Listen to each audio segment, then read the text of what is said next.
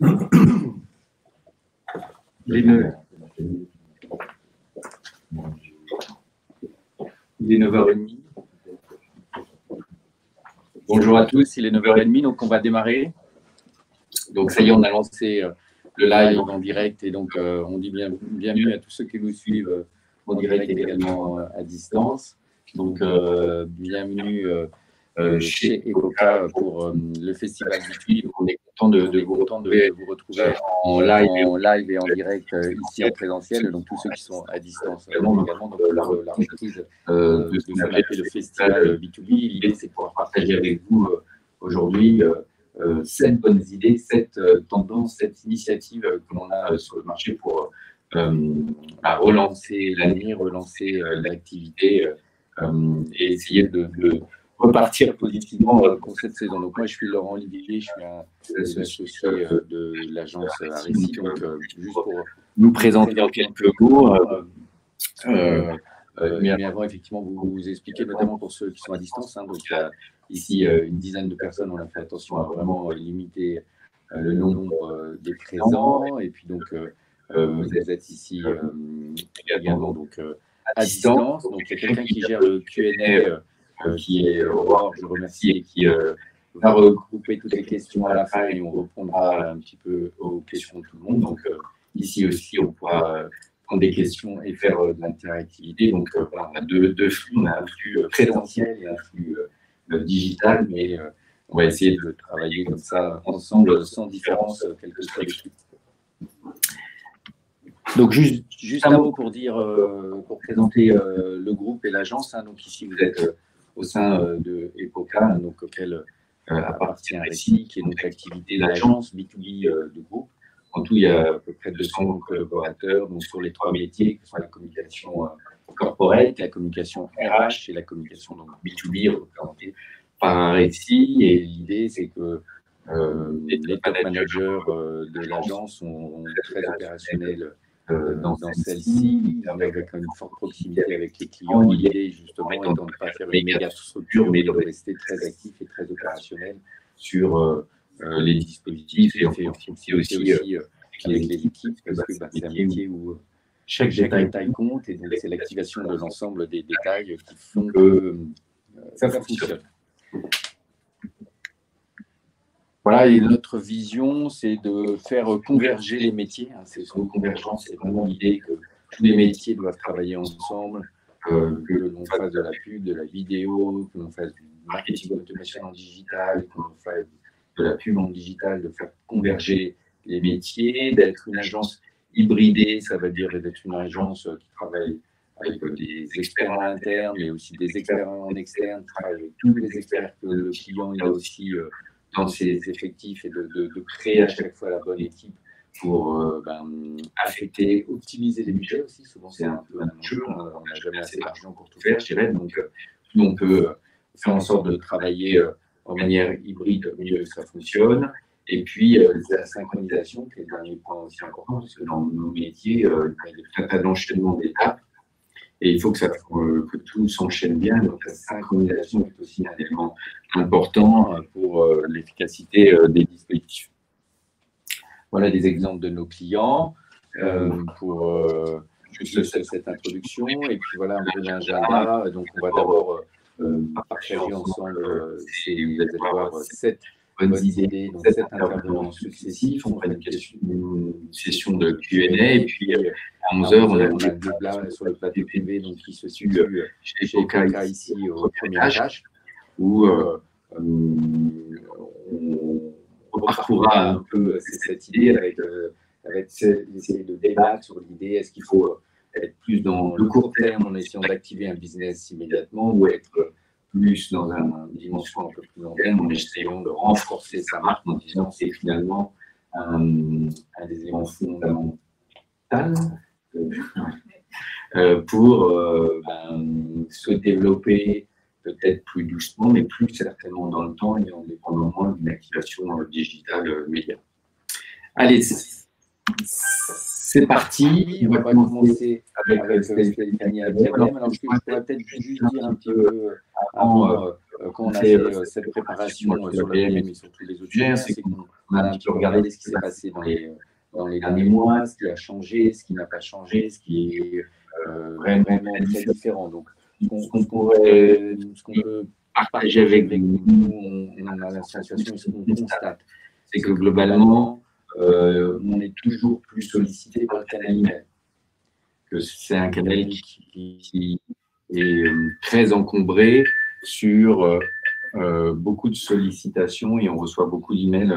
Vous le voyez vous aussi. On constate aussi une vraie fragmentation des audiences. Même LinkedIn, on a du mal aujourd'hui à obtenir un reach assez important par les algorithmes, par cette mécanique aujourd'hui qui veut que si vous ne payez pas sur LinkedIn, c'est compliqué de toucher votre cible. On voit la même chose même aujourd'hui avec la télé, où nous on fait des dispositifs avec BFM Business, où très vite on se rend compte que là aussi les audiences à aller chercher, elles sont compliquées. Pourtant c'est un grand média, mais les audiences restent très microscopiques et qu'on a du mal à faire une certaine puissance dans l'audience. Ce qui change clairement, la responsabilité sur le ton. Clairement, les entreprises, ce qui s'est passé avec la crise sanitaire, doivent changer un peu leur posture et la manière de communiquer. On va en dire un mot sur la marque là juste après. Ce qui change aussi, c'est tous les sujets data. Nous, on trouve que globalement, les entreprises ont progressé sur ce sujet-là.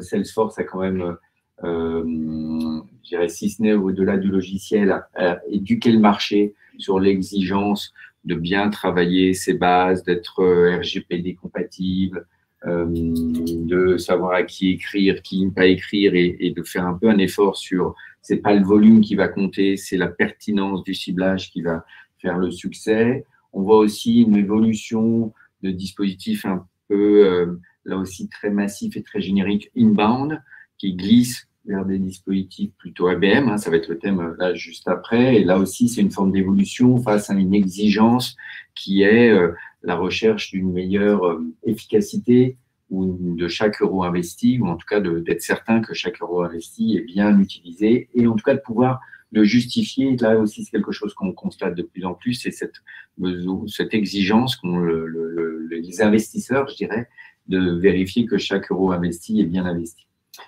Dans ce qui a changé aussi, nous, alors dans les petits sujets un peu factuels, c'est que dans tous nos dispositifs très business, on est un peu confronté à un sujet qui est les personnes ne sont plus au bureau, donc on a du mal à les joindre, y compris avec le canal courrier. On ne peut plus envoyer des choses comme on le faisait avant parce que les gens ne sont plus au bureau. Et aussi, on constate qu'on a du mal à les contacter au téléphone parce que les numéros de téléphone qu'on a dans les bases de données sont souvent effectivement des numéros de téléphone professionnels. Donc ça, à mon avis, ça reboucle le sujet sur lequel j'ai démarré, c'est le fait que on envoie plus d'emails, parce que là, ça fonctionne bien, mais donc on a vraiment cet enjeu de retrouver un certain reach pour réussir à toucher nos cibles. Et puis, dernier sujet qui a vraiment beaucoup changé, bien sûr, c'est l'événementiel, qui s'est arrêté, qui est en train de redémarrer, mais qui sera plus jamais comme avant, qui, comme on le vit ce matin, s'impose un format qui doit être hybride, avec tout un tas de respect, des conditions sanitaires, mais en même temps, pour ceux qui sont à distance, l'obligation un peu de leur faire vivre une expérience pour qu'ils ne fassent pas que participer à un webinar sur lequel ils vont très vite décrocher. Donc, c'est une nouvelle temporalité, un nouveau rythme. Ça fait partie des thèmes qu'on va aborder ce matin. Donc, on va faire cette session assez courte de 7 minutes et on va commencer avec Stéphanie Guillard qui va nous parler d'ABM et comment faire évoluer ses campagnes vers la compte-based marketing. À toi, Stéphanie. Je te laisse passer. Merci. Bonjour à tous. Donc moi, je suis Stéphanie Guillard, je suis responsable de base client, directrice de clientèle chez RSI, pour des comptes spécifiquement dans l'IT et nouvelles technologies. C'est un peu ma particularité chez RSI. Et donc, je vais vous parler aujourd'hui de l'ABM. Donc, qu'est-ce que l'ABM? Je propose déjà de décrire une petite définition assez simple. L'ABM, c'est tout simplement une démarche qui est à la fois marketing et business, et sales. L'ABM ne peut pas être conçu uniquement à partir d'une envie marketing. Il faut vraiment combiner les deux, les sales et le marketing. Il permet également d'attaquer des comptes clés, des comptes stratégiques, des comptes cibles, mais vraiment très pertinent, et sur la base des messages complètement personnalisés et fondés sur des actualités et des besoins du compte cible. Donc, en résumé, on peut se dire que c'est se concentrer sur les comptes qui comptent. Ça, c'est l'ABM. Donc, l'ABM, on est sur trois piliers. On est sur une approche, sur une organisation et sur une démarche. Alors, en termes d'approche, on a 3 approches en ABM. On a la première qui est plutôt une approche chirurgicale, qui va être une approche sur des comptes stratégiques. Là, on va parler directement à des comptes précisément. Donc, on va être dans le one-to-one, ce qu'on appelle le one-to-one. On est plutôt sur une dizaine de comptes. Ensuite, on a l'ABM qui s'appelle le one-to-few. On appelle ça comme ça chez RSI. Là, ce sont plutôt une approche sur des comptes plutôt de 10 à 100 comptes nommés, qui sont des comptes ciblés. Mais du coup, c'est une forme d'approche plutôt réduite, format réduit. Et puis, on a une approche par secteur prioritaire. Et là, c'est une approche un peu plus de masse comparativement aux 2 premières approches. Donc, le premier pilier, effectivement, c'est l'approche. Le second pilier, c'est l'organisation. Donc, comme je vous le disais, c'est vraiment une organisation qui doit être conjointe marketing et sales. Et pour cela, on doit vraiment aligner les équipes. Donc, qui fait quoi? Il faut vraiment qu'on embarque les sales avec nous. Sur quel compte? Donc, on est sur une liste de comptes nommés et pas sur des critères généraux. Donc, vraiment une liste nommée. Quels sont les objectifs? Dans quel but on doit faire cette opération ABM? Qu'est-ce qu'on va aller chercher? Un rendez-vous, une inscription à un séminaire ou autre. Et puis, l'alignement des reporting. Qu'est-ce que chacun souhaite obtenir en termes de KPIs? Donc, l'alignement est très important. Et sur le troisième pilier, donc c'est la démarche qui est en 7 étapes. Donc, la première étape, c'est identifier la cible.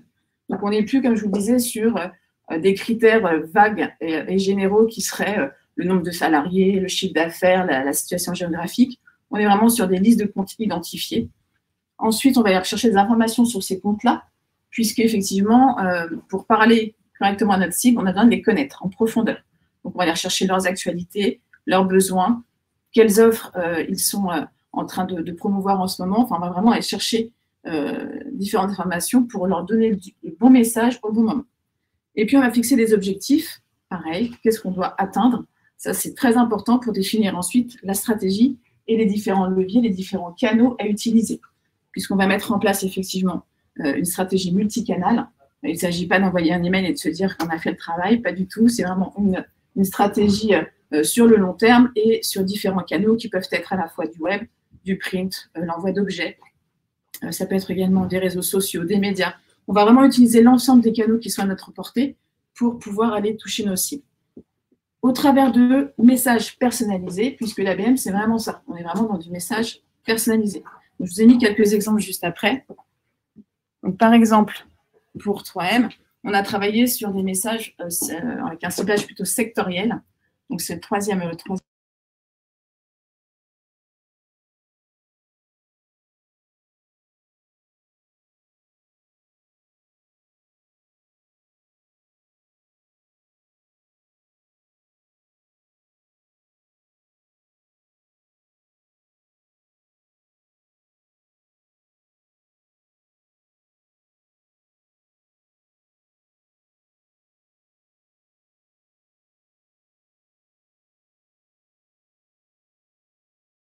Ultra Expo qui parle à EDF et on est sur des messages pareil, tout à fait personnalisés en fonction de l'actualité du compte. Donc, on va chercher de l'information sur le compte pour leur parler spécifiquement. Donc, ce sont deux formats, 2 approches réseaux sociaux. Je reprends ma démarche en 7 étapes. Donc, une fois qu'on a personnalisé le contenu, ensuite, on doit orchestrer tout ça. Évidemment, c'est bien gentil de lancer l'ensemble d'une stratégie multicanale, mais après, il faut vraiment orchestrer, vérifier que tout fonctionne pour obtenir ensuite des résultats qui puissent être mesurés et puis réorganiser, réajuster finalement la méthode, la stratégie. Si on voit que certains leviers ne prennent pas, il faut savoir rebondir et être agile sur la stratégie. Donc voilà, donc en gros, si vous souhaitez davantage d'informations, parce que 7 minutes, c'est assez court pour parler de l'ABM finalement, mais néanmoins, on peut vous présenter davantage de façons de faire. Donc n'hésitez pas à nous contacter, quoi qu'il se passe, quelle que soit la société que vous souhaitez toucher, Areci peut vous accompagner sans aucun souci sur l'ensemble de vos demandes. Merci. Voilà, bonne journée. Merci Stéphanie. Donc effectivement, on peut cibler quelques sociétés. Donc, notamment, nous, c'est des stratégies qu'on déploie beaucoup lorsque les sociétés sont en appel d'offres.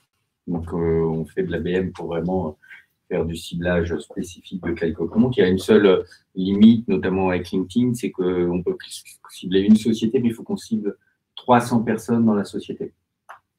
Donc, attention, donc c'est un chiffre un peu à retenir, notamment sur LinkedIn, on ne peut pas cibler des bassins de moins de 300 personnes. Donc, si vous voulez vendre quelque chose de très important chez Total, ça va fonctionner, mais si vous voulez quelque chose dans une ETI, ça ne va pas fonctionner, ou en tout cas, on risque d'avoir beaucoup de déperditions parce qu'on va cibler beaucoup de comptes. C'est pour ça qu'on va faire des campagnes après, dans la pyramide, le niveau en dessous, ce qu'on appelle one to few, on va agréger plusieurs comptes, voire plusieurs comptes en appel d'offres, avec une stratégie qui sera donc moins personnalisée avec les logos, comme vous a montré Stéphanie pour Train Expo, mais on va agréger plusieurs comptes ensemble dans un même objectif qui est de les faire avancer dans le closing du projet.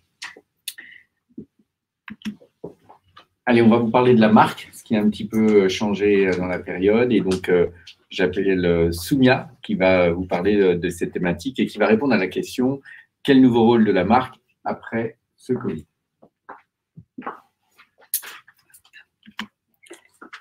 Alors, bonjour à tous. Je vais commencer par me présenter. Donc, Soumia Touillard, je suis directrice de clientèle chez Areci et j'ai pour particularité de copiloter avec Mathieu Fischer, l'un des associés, les sujets brand. Et ce qui est assez intéressant, en tout cas grâce à l'aide de cette période, c'est qu'on a pu analyser les prises de discours, les différentes prises de discours en fait, des marques, et notamment dans le secteur du B2B, qui ont été, comme le disait Laurent, on a ressenti un changement de ton dans la façon dont les marques s'exprimaient pendant cette période de confinement et post-confinement. Et ce qui a été intéressant pour nous, c'était de pouvoir évaluer et analyser l'évolution de la prise de discours de ces marques-là, notamment sur le secteur du B2B. Et avant de parler d'évolution, je vais revenir très rapidement sur les différentes typologies de prises de discours qu'on a pu identifier dès le confinement. La première chose qu'on a pu voir, c'est la santé des collaborateurs. Donc, on a eu énormément d'entreprises qui ont stoppé toute communication commerciale à 2-3 entreprises près qui ont fait l'objet de bad buzz. Mais on a pu voir que l'une des premières prises de parole, ça a été s'assurer de la bonne santé, de la santé des collaborateurs au sein de l'entreprise et de se dire que malgré la crise, malgré le confinement, on s'assurait qu'ils étaient en bonne santé. La deuxième prise de parole, ça a été la mobilisation. C'était le fait de poursuivre l'activité. Ça, c'était un exemple d'Atlantique qui a remercié son écosystème B2B et son réseau de professionnels de continuer en fait à installer donc le matériel électrique auprès des consommateurs finaux. Et donc ça, c'était un message encore de réassurance et de valorisation aussi de son écosystème. Un élément aussi qui a fait beaucoup parler de prise de parole, qui a fait énormément parler, ça a été la campagne de Teams, donc qui a profité, on peut dire que c'est peut-être un peu opportuniste, mais qui a profité de cette période de confinement pour mettre en avant en fait l'agilité et l'adaptation du groupe L'Oréal et des équipes de L'Oréal lorsqu'ils ont été amenés en fait à produire du gel hydroalcoolique. En fait, ce qu'a fait tout simplement Teams, c'est qu'ils ont utilisé cette agilité, cette adaptation pour pouvoir faire parler de leur outil collaboratif tout simplement. Et on l'a vu pendant le confinement, les outils collaboratifs, donc Zoom, Teams, ont explosé. Donc ça a été de façon peut-être un peu opportuniste, mais de montrer aussi leur mobilisation lors du confinement. Autre prise de parole, et là on va plutôt s'intéresser aux acteurs qui sont plutôt B2C, donc business tout territoire, notamment avec Veolia ou encore Engie, qui ont été amenés à assurer en fait l'activité sur ce qu'on appelle les services, on va dire essentiels, donc le ramassage des déchets, s'assurer qu'il y avait bien que le traitement des eaux était continu. Tous ces sujets-là qui étaient essentiels à notre quotidien à nous, ces acteurs-là se sont emparés de leur réseau, de leur leur page pour pouvoir le mettre en avant et surtout valoriser leurs équipes et être aux côtés aussi de toutes les personnes qui étaient en première ligne pendant le confinement. Et puis, on a vu aussi d'autres marques qui étaient engagées dans le combat. Donc là, l'exemple le plus parlant, c'est le consortium avec Air Liquide et le groupe Schneider Electric qui ont été amenés à produire des respirateurs pendant le confinement. Donc ça aussi, en termes de discours B2B, on en a beaucoup entendu parler. Et les exemples qui, à mon sens, sont les plus B2B, c'est les deux suivants. Ça a été le cas pour le groupe L'Oréal et les commerçants U qui, en fait, ont pris simplement soin de leur écosystème. C'est-à-dire que pour le cas de L'Oréal, ils ont fait en sorte de trouver un programme, un plan pour aider le réseau de coiffeurs à bien s'en sortir pendant la phase de confinement. Et de la même façon, ce qu'ont fait les magasins U, c'est d'assurer en fait une forme de trésorerie à leurs fournisseurs pour pouvoir les payer en comptant et pour pas qu'ils manquent de trésorerie pendant le confinement. Et un dernier point aussi, ça c'est l'exemple de Volkswagen véhicule utilitaire qui en fait a mis à disposition son audience, sa page Facebook auprès de TPE-PME pour qu'ils puissent bénéficier de leur audience et leur permettre de faire de la publicité gratuitement. Donc, ça a été aussi prendre soin de son écosystème, parce que les TPE-PME sont amenés souvent à utiliser des véhicules utilitaires. Et donc, l'idée, c'était de pouvoir leur dire, on vous aide. Et la façon de vous aider, c'est de pouvoir vous donner un espace publicitaire et vous exposer à 120 000 personnes sur Facebook. Et ensuite, donc ça a été une analyse qu'on a faite post-confinement. Et on s'est posé la question dernièrement si c'était ces tendances-là, ces nouvelles prises de parole, c'était plutôt des effets de crise ou c'était simplement c'était des tendances de fond. Alors, les exemples que je vous ai repris, c'est des exemples qui datent d'il y a quelques semaines.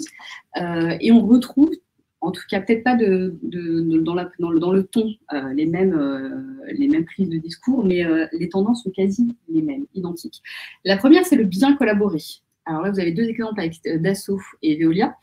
Le premier, Dassault, c'est la notion où il s'assure qu'à l'échelle internationale, malgré la reprise d'activité qui est un peu plus lente que d'habitude, il s'assure de bien collaborer. Ils font attention aussi au fait que la bonne communication et les bons outils sont mis à disposition de l'ensemble des collaborateurs pour mieux travailler et bien travailler. Deuxième exemple avec Veolia, c'est s'inscrire encore une fois dans le dialogue social auprès de ses collaborateurs. C'est qu'ils ont décidé, ils ont compris que c'était un élément crucial et prépondérant post-confinement, et ils ont décidé de continuer et de l'inscrire dans les prises de discours de la marque. Autre exemple, la valorisation des collaborateurs. De la même façon qu'on a pu le voir pendant le confinement, post-confinement, c'est aussi un des éléments qui est mis en avant. Ça, c'est un exemple qui est assez sympa de Danone qui fait un vie ma vie, c'est-à-dire qu'il y a deux collaborateurs qui sont de deux pays différents et qui, pendant un échange par visio, vont vont présenter leur métier, expliquer ce qu'ils font au sein même de la même entreprise. Parlons différemment. Vas-y. Alors, quatrième tendance de fond, le Made in France. Alors, on ne va pas parler forcément de produits, là, on va plutôt parler d'une fusion qui fait beaucoup parler d'elle en ce moment, c'est la fusion entre Veolia et Suez. Et là, on a M. Frérot qui prend la parole, tout simplement en disant que c'est une fusion qui va être 100% Made in France, 100% créatrice d'emplois, et qui rebondit encore une fois sur ces tendances qu'on voit émerger depuis la fin du confinement. Alors là, en l'occurrence, ce n'est pas un produit, mais c'est une fusion. Et enfin, toujours dans la même veine, l'engagement RSE, qu'on voit d'autant plus ces derniers temps. Alors, vous avez un exemple avec Google Cloud qui avait entamé en fait sa neutralité carbone dès 2007, mais qui, encore une fois, réaffirme son engagement cette année. Et vous avez aussi cette notion de durabilité qu'on peut voir aussi au sein même des produits avec l'exemple du groupe SEM. Là, c'est un produit Reventa qui est classé dans les meilleurs produits durables.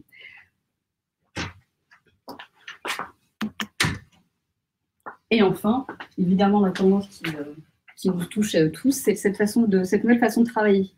Donc, on a tous vu, en tout cas, des posts sur LinkedIn ou des emails sur cette nouvelle façon de travailler qui est liée au télétravail. Donc, il y en a, le groupe Lasso, en l'occurrence, l'utilise pour donner des astuces, des tuyaux sur la façon dont vous pouvez mieux vous préparer en fait à un entretien d'embauche à distance et en visioconférence. Et ce qui est très, très important, et ce qui reste quand même la veine du B2B, c'est que cette nouvelle façon de travailler, elle sert aussi de business. Et l'exemple que je vous montre ici, c'est HP. HP qui a bien compris qu'on s'orientait vers une mutation de l'organisation du travail et qu'on a profité pour développer en fait une ligne de produits qui est intégralement dédiée en fait à la nouvelle façon de travailler. Donc, c'est des outils et des solutions qui sont des solutions d'impression notamment, qui sont dédiées en fait à la mobilité. Donc, on n'oublie pas que l'un des premiers sujets dans le B2B, ça reste notamment le business. Donc voilà, donc fort de cette analyse-là, merci. Ce qu'on en retient, nous, en tout cas, c'est qu'on se pose une question, c'est qu'aujourd'hui, on a bien conscience que les marques B2B, elles se posent la question de mettre beaucoup plus en avant leurs valeurs, leur raison d'être, et d'autant plus avec la loi Pacte, je ne sais pas si vous êtes tous au courant de la loi Pacte qui a été promulguée l'année dernière et qui met en avant en fait cette notion de raison d'être au sein des statuts d'entreprise. Et on vient juste de le voir, ça date de très récemment, que Danone, aujourd'hui, c'est la première entreprise à mission, donc à mission sociale sur le marché, à l'échelle internationale. Elle doit rendre, entre guillemets, des comptes à la société par rapport aux activités qu'elle entreprend.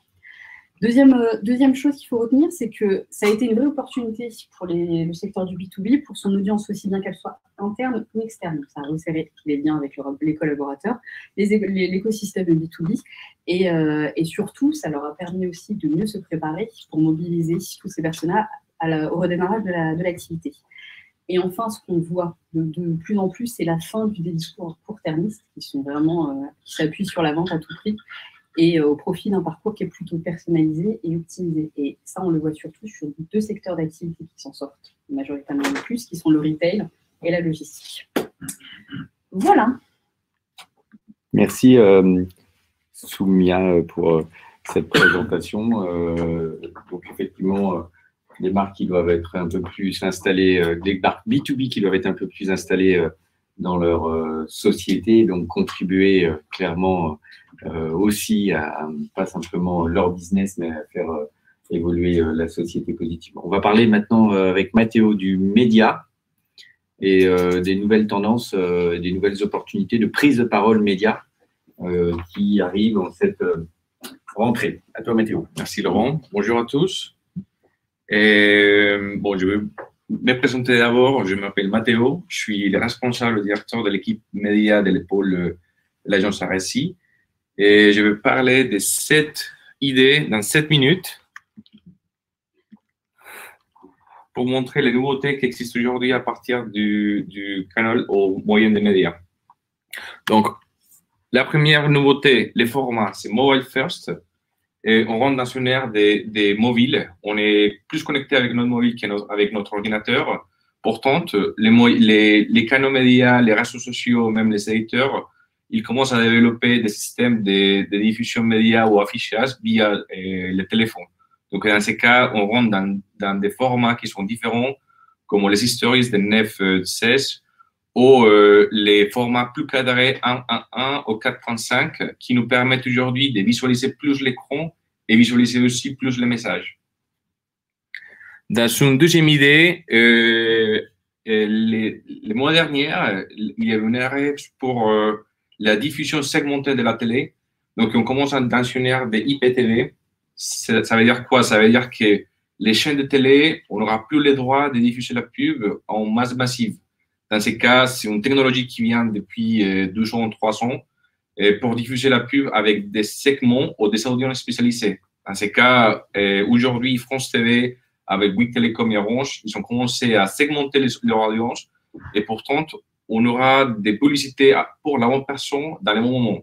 Donc, c'est un gros avantage aujourd'hui pour l'audience parce qu'on n'aura plus besoin de voir la pub qui ne nous concerne pas.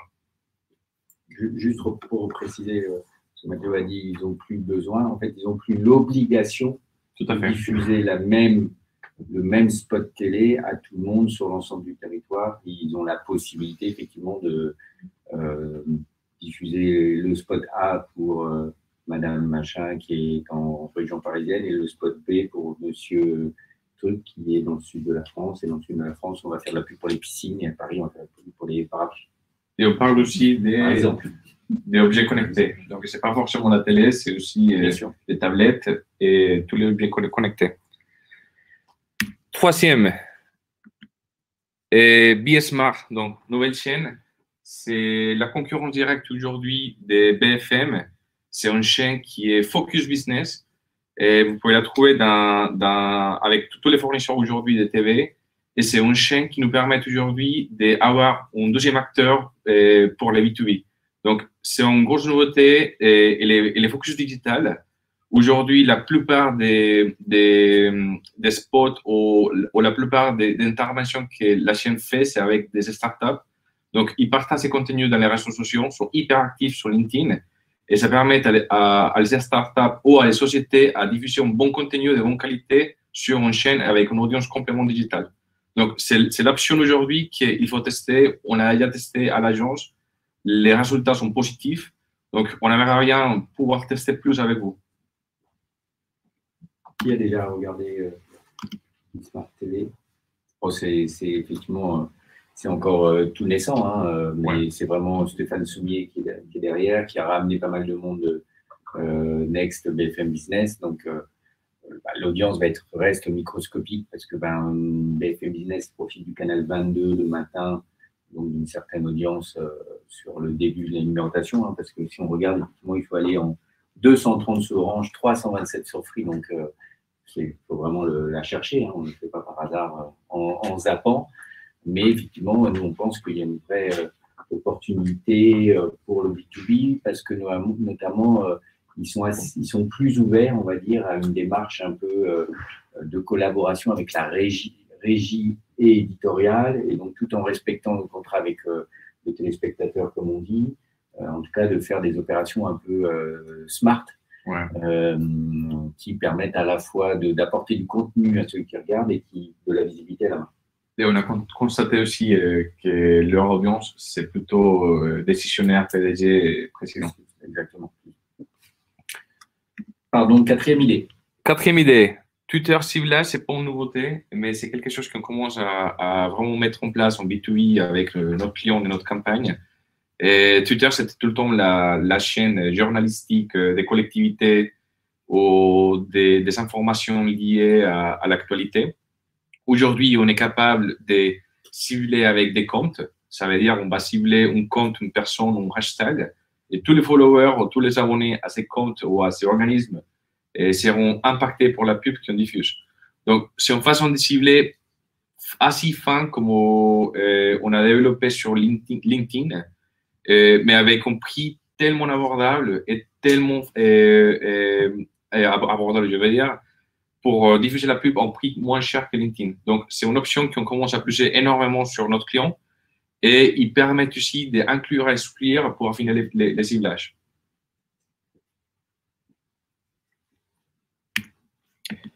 Alors, cinquième, donc c'est la grosse nouveauté de LinkedIn. Et aujourd'hui, LinkedIn, il se focalise sur les événements digitaux, donc il se focalise sur la nouveauté qui existe aujourd'hui du live. Et en plus, il a créé un écosystème qui commence à partir de l'événement qui s'est créé via LinkedIn. Cet événement, il peut collecter en communauté. Vous pouvez aussi interagir avec votre communauté, mais en même temps, vous pouvez collecter ces gens qui sont inscrits à l'événement ou en formulaire ou en e-book. Donc, c'est vraiment commencer à construire une communauté à partir d'un événement jusqu'à la fin de l'événement et après nourrir ces personnes avec un contenu plus engageant. C'est-à-dire, l'objectif, c'est collecter la bonne personne pour la nourrir et la transformer en client. Donc, c'est un parcours que LinkedIn a créé. Nous, de notre côté, on peut sponsoriser ça. Et c'est un gros avantage parce qu'on va vous amener plus de leads. Donc, on aura la possibilité de développer une campagne plus large à partir de l'événement et à partir des webinaires que vous voulez créer. Donc, c'est la grosse nouveauté de LinkedIn. Et il montre aussi des chiffres assez hallucinants avec leur client bêta-testeur Pfizer aux États-Unis. C'est assez bluffant l'engagement, c'est assez bluffant aussi les chiffres qui ont collecté. Nous, pour l'instant, on n'a pas encore développé les projets parce que c'est toujours en bêta. Mais on est ravis aussi de lancer des campagnes dans ces contextes ou dans ces parcours aussi. Donc là, vous avez compris, LinkedIn cherche vraiment à faire en sorte qu'on reste un peu plus sur LinkedIn, qui était jusqu'à maintenant un média qu'on déroulait et sur lequel on cliquait pour ressortir sur une plateforme d'inscription, sur un blog. Et là, aujourd'hui, un des objectifs, c'est de rester plus dans l'écosystème LinkedIn et d'utiliser maximum la data aussi dans LinkedIn pour soit remplir un formulaire, soit faire du retargeting, etc. Donc, nous, on suit effectivement ces possibilités parce que aussi on pense que ça peut permettre une UX meilleure parce qu'en évitant de changer de plateforme, néanmoins, on ne se redonne pas ces données, etc. Après, on se méfie toujours, entre guillemets, des données, des chiffres que donne LinkedIn, parce que quand ils font des super résultats pour nous en France, à l'échelle des États-Unis avec Pfizer, il y a souvent une échelle de rapport qui est la réalité d'un pays de 60 millions versus plus de 300 millions. Et donc, effectivement, les données ne sont pas toujours les mêmes. Et puis, il ne suffit pas de mettre une fonctionnalité en place et de dire que ça marche. Il faut vraiment qu'il y ait une forme de nouvelles habitudes qui se créent, parce que ça veut dire qu'il faut récupérer les contacts, les gens qui s'inscrivent dans LinkedIn et réinjecter dans un autre outil. Ce n'est pas si simple que ça en termes de déroulé, même si la promesse paraît intéressante, et notamment pour aller faire des événements toujours extrêmement ciblés sur des populations difficiles à trouver hors LinkedIn, hors mots-clés LinkedIn.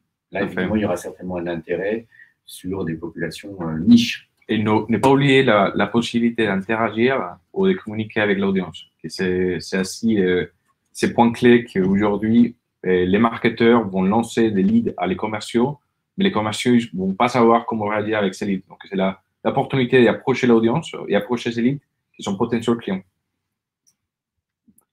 Numéro 4. Numéro 6, pardon. Alors, WhatsApp. C'est mon risque aujourd'hui. Je propose WhatsApp parce que je commence à voir pas mal de choses sur WhatsApp Pro. Donc, ça veut dire quoi? Ça veut dire que je vais complètement couper les funnels d'acquisition marketing. Je vais lancer une pub dans les réseaux sociaux ou même dans les éditeurs avec un numéro à souscrire. Ce numéro, c'est juste un bot qui existe aujourd'hui qui sera connecté à une équipe de sales derrière pour approcher les clients plus rapidement. Donc, les États-Unis ont commencé à développer cette option et l'Amérique du Sud, ils commençaient aussi à développer cette option. En France, on n'a pas forcément vu ce type d'option qui démarre. Par contre, c'est une tendance qui va venir, c'est une tendance qui va vous approcher et c'est une option que vous avez aussi pour communiquer en marketing avec la bonne audience et approcher cette audience avec un commercial derrière. Donc, ce n'est pas forcément un numéro par personne.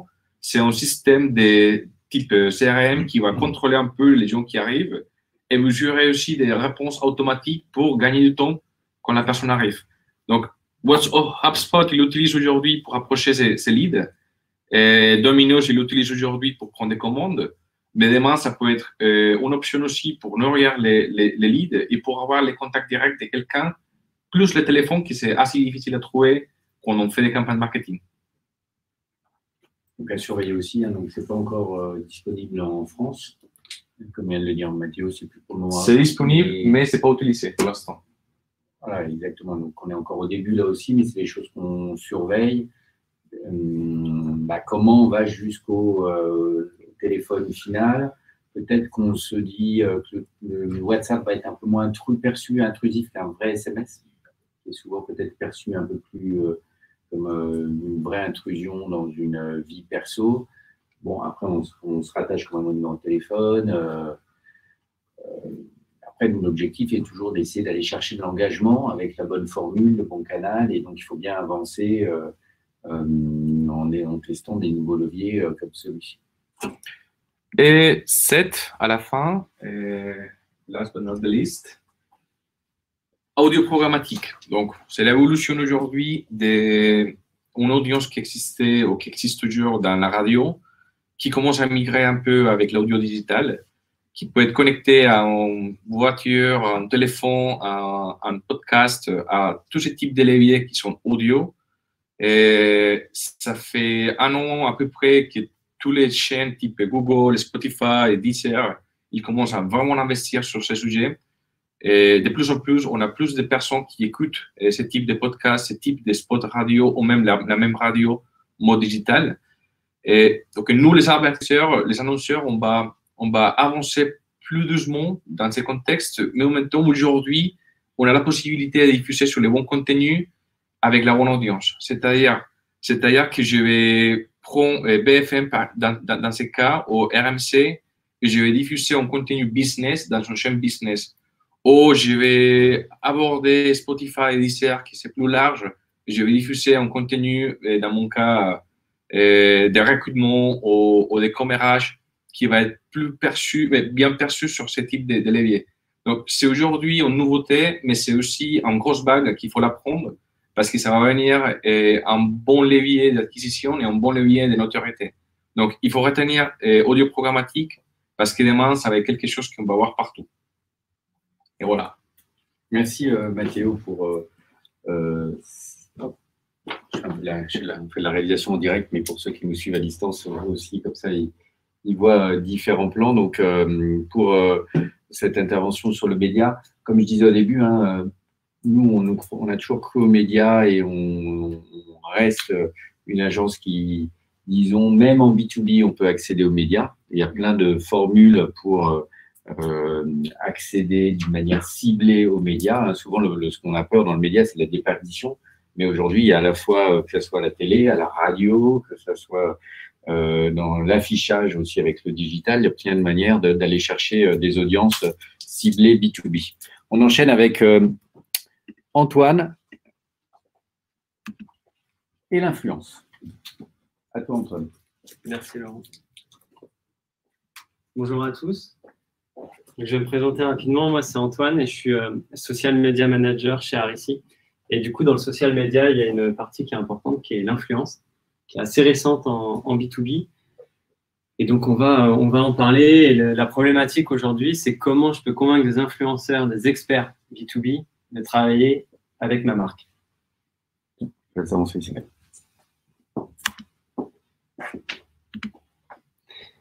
Donc, pour commencer, j'aimerais attaquer avec un petit exemple qui avait pas mal buzzé il y a quelques années aux États-Unis.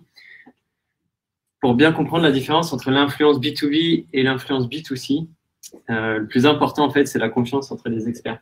On est vraiment dans un domaine d'experts et même le terme influence est très peu utilisé en fait en B2B. On parle plus d'intervention d'experts.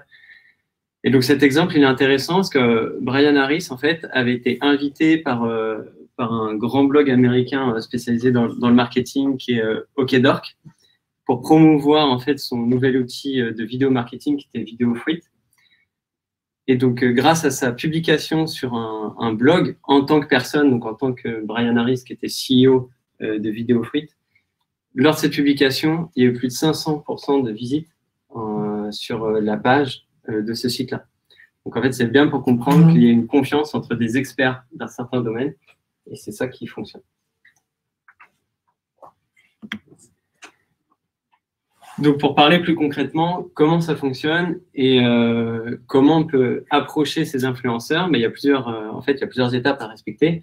La première, c'est identique au B2C, c'est qu'il faut trouver les experts. Donc là, c'est assez complexe et il faut fonctionner par cartographie et mapping.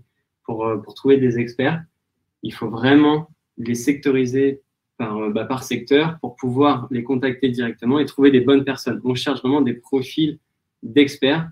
Donc, c'est des personnes qui sont compliquées à trouver et pour les trouver, c'est très important de faire des cartographies. Deuxième étape, c'est de rentrer en relation avec ces influenceurs. C'est assez compliqué également parce que il n'y a pas spécialement d'outils, etc., comme on peut trouver en B2C. C'est vraiment du réseau et utiliser les réseaux pro pour ça. Donc, ne pas utiliser LinkedIn, bien évidemment. Twitter aussi. Et le plus important, en fait, c'est d'être légitime pour contacter ces personnes-là. Donc, pour être légitime, il ne faut pas hésiter à utiliser ses comptes entreprises directement. C'est plus facile de contacter un expert quand on est Cofidis Retail, par exemple, ou NJ Solutions, que un compte avec moins de 500 relations sur LinkedIn. Donc, il faut être légitime pour contacter ces personnes-là et surtout leur donner une impression et leur faire comprendre qu'ils vont avoir une vraie valeur ajoutée aussi à participer avec votre marque. Et enfin, un des éléments aussi indispensables à cette étape en influence, c'est de trouver du contenu avec les influenceurs qui vont être très, très engagés. Très engageants, pardon. Concrètement, il faut apporter un contenu, voilà, il faut de la forte valeur ajoutée, il faut une promesse derrière. On ne peut pas juste partager une vignette. Voilà, les techniques du B2C ne peuvent pas du tout s'appliquer en B2B. Il faut vraiment que la communauté d'influenceurs puisse s'y retrouver. Et du coup, il y a une forte valeur ajoutée. Ça peut être les articles LinkedIn fonctionnent très bien pour ça. Il y a les interviews qu'on voit de plus en plus entre différents experts. Donc, c'est des interviews croisées. Les podcasts, depuis le confinement, le format audio cartonne et les influenceurs utilisent beaucoup ce format. Donc, c'est très engageant. C'est vraiment à retenir. Et puis, il y a les selfies vidéo. Donc là, c'est un peu la bonne nouvelle. C'est pas dédié qu'aux grandes marques et au B2C. Ça marche très, très bien en B2B et il ne faut pas hésiter à faire des petits formats courts comme ça, social media, en selfie. Donc là, ce qu'on peut dire, c'est que ça revient un peu sur le sujet qu'on avait au début, comment on va trouver notre audience. Donc, se mettre en relation avec des influenceurs qui sont légitimes et qui ont une audience, ça donne de la puissance à la marque, en s'appuyant avec des gens qui sont alors connus à l'échelle du B2B, mais qui sont en tout cas experts et légitimes. Ça donne de la puissance à la marque et donc ça donne de l'audience aussi au dispositif. Et aujourd'hui, c'est ce que je disais au début, souvent quelque chose dont on a besoin parce que le funnel d'engagement, il reste conditionné aussi au volume de départ. Donc effectivement, on peut regarder des formats concrets d'intervention que tu as mis en place avec les influenceurs. Oui, du coup, alors, on parlait de formats concrets. Donc là, on est en plein dedans. Voilà quelques exemples qu'on a réalisés avec RSI et nos clients. Donc là, je prends l'exemple avec Octa. Donc je parlais d'interviews croisées. Et là, ça a vraiment bien fonctionné. Ce qui était intéressant, c'est qu'en termes d'engagement, on a vraiment… Désolé. Il est peut-être sur mute depuis trop longtemps, c'est pour ça. Alors, vas-y, continue. Peut-être dire Octa, parce que tu es allé vite. Oui, du coup, c'est reparti. Alors, Octa, c'est une entreprise spécialisée dans la gestion des mots de passe et comment, dans le futur, on va pouvoir gérer les mots de passe. Ils avaient une problématique, c'était de pouvoir engager et faire connaître, améliorer leur notoriété auprès d'une cible plus PME plutôt que les grandes entreprises qui avaient déjà conquéri. Donc, pour aller toucher ces PME, on a fait appel à des experts, dont un qui est très connu, qui est Arnaud Leroux, qui est un expert dans le marketing digital. Et donc, grâce à sa communauté et à sa valeur ajoutée qu'il a apportée sur ce contenu, l'engagement a été multiplié presque par 3 sur un trimestre. Donc là, voilà, je parlais d'un regard croisé. Il y a eu une interview entre 3 experts, donc une personne d'Octa et de notre expert influenceur Arnaud Leroux et Laurent Olivier aussi qui avait participé à cette interview. Donc voilà, c'était très intéressant. Arnaud Leroux aussi a partagé, donc ça c'est plus traditionnel, il a fait un partage classique de contenu et d'une étude d'Octa, il a poussé un livre blanc. Donc là, ça permet en fait d'amplifier de la visibilité, on utilise clairement son audience. Un autre exemple aussi de format intéressant et plutôt ludique et engageant pour le B2B, c'est d'utiliser Twitter comme un fil d'interview. Donc on utilise des tweets pour se répondre et faire des questions-réponses. Donc c'est ce qu'on appelle le Twitter Thread. Et ça permet de recueillir des avis, de faire une interview live, etc. Et c'est assez vivant. Donc voilà, on parlait de format engageant et intéressant. C'est vraiment le plus important. On ne peut pas juste balancer une vignette. Donc là, on a 3 exemples concrets de ce qu'on peut faire. Les influenceurs et les experts en B2B, on peut les classifier. J'en parlais tout à l'heure de cartographie. On distingue vraiment 3 grosses catégories. Ce qui est bien B2B, c'est qu'il n'y en a pas 20 000 et qu'on peut vite les mettre dans des cases pour travailler et faire des recherches. Donc, il y en a beaucoup, en fait, c'est des professionnels passionnés. C'est des start-upers, des jeunes entrepreneurs dans des entreprises innovantes, etc., qui sont passionnés par leur métier et qui vont communiquer. Et de par leur communication, ils sont suivis. Donc, au fur et à mesure, ils ont développé une vraie communauté. Et donc là, j'ai un très bon exemple avec Pauline Legnaud qui fait des podcasts Le Gratin 2 fois par semaine et qui invite régulièrement d'autres experts. Et donc là, on retrouve ce format d'interview croisée qui est très intéressant. Ça, on le sait, les grands dirigeants, les leaders d'opinion, comme Emmanuel Faber, Michel-Édouard Leclerc, etc., sont des influenceurs et n'hésitent pas à utiliser leur poids pour communiquer et faire passer des messages. Donc ça, c'est des personnes qui sont un peu plus compliquées à aborder, mais il n'est pas rare de pouvoir faire des actions avec des personnes comme ça sur certains sujets. Et enfin, là, on a les vrais experts influenceurs. Ce sont des gens, en fait, blogueurs, journalistes, experts dans un domaine. Donc là, je parlais d'Arnaud Leroux tout à l'heure. C'est un vrai expert dans le marketing digital. Du coup, c'est la catégorie la plus répandue aussi dans notre milieu.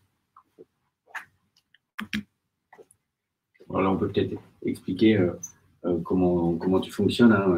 C'est effectivement choisir les bons influenceurs, les trouver. C'est effectivement qu'ils soient pertinents avec le sujet, qu'ils aient aussi une communauté. Oui, c'est voilà, lui qui a sa vision de l'influenceur, va dire effectivement c'est le plus important, parce que si effectivement il a peu d'audience, il y a peu d'intérêt.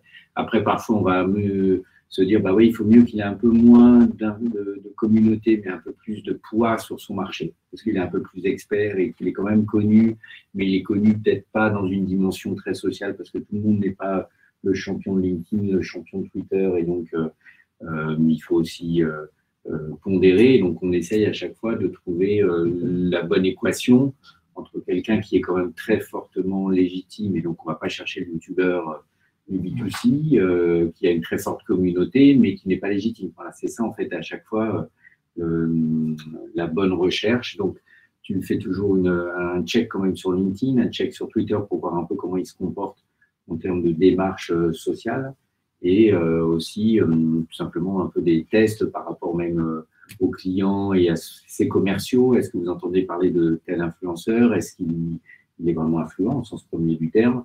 Et c'est comme ça qu'on va trouver à chaque fois.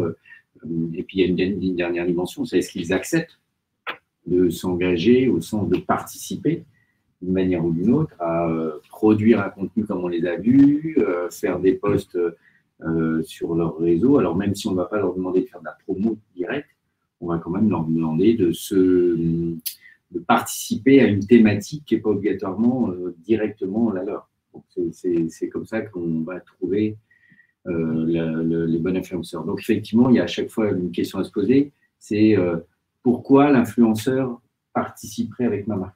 Nous on appelle ça le give and get. Qu'est-ce qu'on va lui donner? Qu'est-ce qu'il va nous donner? Donc il faut qu'on travaille cette notion d'intérêt, parce que la promesse, ça ne va pas être que financière. Donc, effectivement, c'est quelque chose qui travaille à chaque fois. Oui. L'intérêt. Exactement. Voilà. Et du coup, ça sera aussi un peu la conclusion sur la problématique de ce jour. C'est voilà, l'influenceur, qu'est-ce qu'il va gagner à participer à une action? Le plus important, c'est qu'il va apporter de l'information à sa communauté. Il va apporter un contenu qui lui-même n'aurait pas forcément créé. Il va nourrir sa communauté. Voilà, un influenceur, quelque part, c'est un blogueur et il a besoin de contenu pour alimenter sa communauté.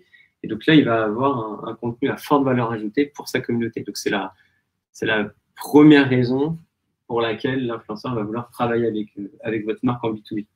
La deuxième raison, ça rejoint forcément la première, c'est de renforcer sa crédibilité, son capital sympathie auprès de sa communauté. Plus il va partager régulièrement des formats engageants, différenciants, etc., plus il va renforcer sa crédibilité sur sa position d'expert. Si c'est personne qui ne communique pas régulièrement, son statut d'expert va perdre au fur et à mesure du temps. Et enfin, il va, c'est ce que je disais, il va améliorer son expertise et son image face à un public qui est déjà professionnel. Il va renforcer cette image d'expert et sa crédibilité. Alors, ce qu'on peut voir, c'est qu'on ne parle même pas de l'argent. Là où en B2C, c'est le premier sujet. Donc, on ne parle pas d'argent. Pour tout vous dire, souvent, nous, on a une démarche avec nos annonceurs où néanmoins, il y a une forme de contribution ou rétribution qui est prévue. Alors, soit pour l'influenceur directement, pour l'une de ses associations, pour faire un don, pour lui permettre de faire un certain investissement sur une page LinkedIn qui gère. Voilà, c'est un peu un gagnant-gagnant. Et pour la petite histoire, on en a qui nous disent non, je veux pas d'argent, mais finalement, à la fin, prennent quand même un peu d'argent. Donc, voilà. Ce qui d'ailleurs se comprend, parce qu'on va leur demander quand même un vrai engagement en termes de participation, de contribution sur le contenu. Exactement. Merci à tous. Merci Antoine. C'était donc notre 4e sujet ce matin, et on va parler contenu, et donc c'est très lié avec ce qu'on vient de parler du social, avec Marie. Je te laisse enchaîner. Alors, bonjour à tous et merci Antoine pour cette transition toute trouvée. Donc, je suis responsable de projet éditorial et digital, donc je m'occupe principalement de contenu. Et aujourd'hui, j'ai 7 minutes pour vous expliquer comment est-ce que vous pouvez vous renouveler avec justement du contenu. En amont, j'aimerais commencer par 2 constats. Le premier, c'est que nous avons une grande diversité en termes de, en termes de contenu. Voilà, c'est mieux comme ça.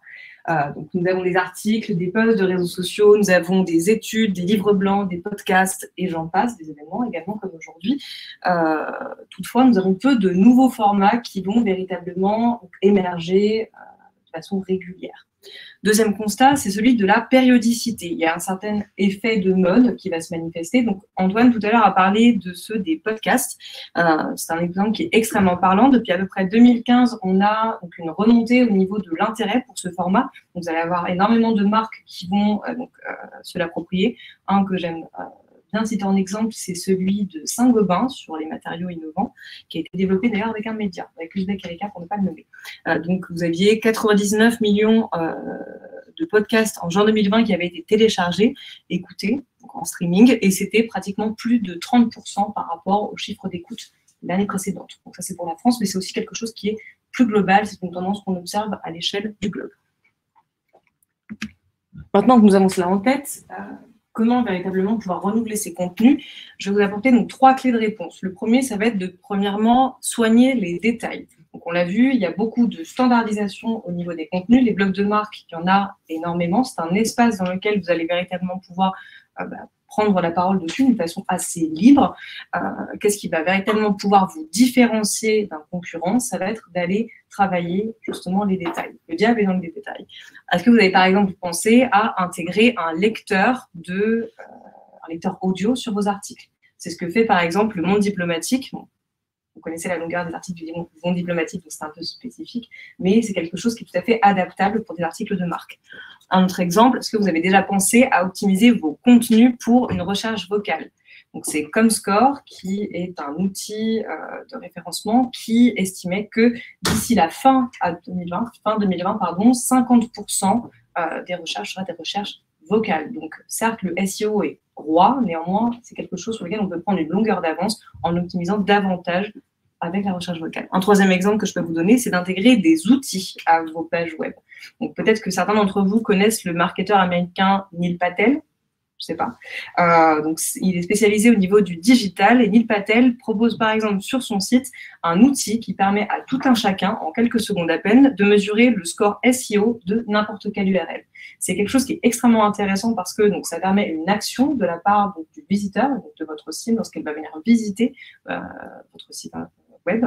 Et d'autre part, ça permet également donc, de procurer une réponse et de distribuer un contenu qui va être un petit peu plus diversifié. Donc, c'est comme ça. Pas seulement avoir du texte, on va vouloir véritablement varier les supports que l'on va utiliser. Un deuxième axe pour pouvoir donc, vous aider à vous renouveler en termes de contenu, ça va être de penser au comment, la promotion et la diffusion.